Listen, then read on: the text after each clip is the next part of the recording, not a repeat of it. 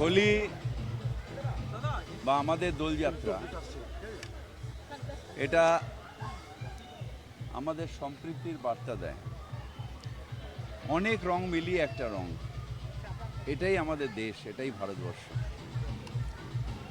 রবীন্দ্রনাথ নিজেও দোলযাত্রায় অংশ নিতেন, দোল খেলতেন এবং সেখানেও তিনি বারবার করে সম্প্রীতির বার্তা দিতেন।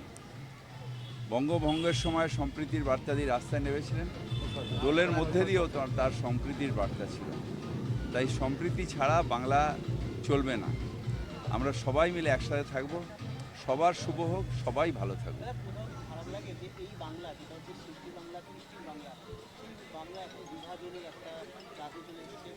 আমাদের বিভাজনের রাজনীতি আসবে না, কেউ কেউ ভাবেন, কিন্তু কোনোদিন বিভাজনের রাজনীতি বাংলায় আসবে না।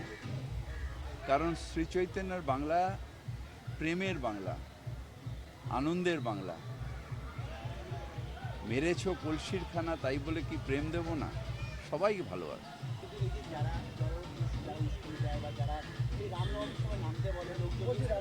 আমি তাদেরও বলি, ভগবান ওরা কি বলছে ওরা জানে না, ওদের ক্ষমা করে দাও।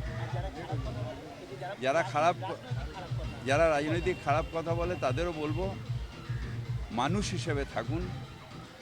খারাপ কথা দিয়ে মানুষের মন জেতা যায় না, ভালো ভালো কথা বলে মানুষের মন জেতা যায়।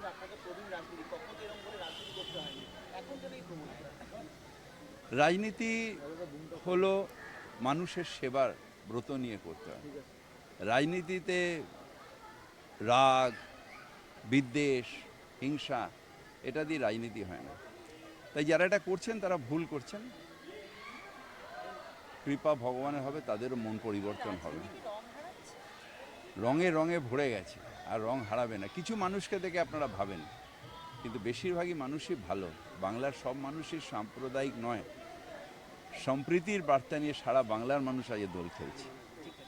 থ্যাংক ইউ দাদা।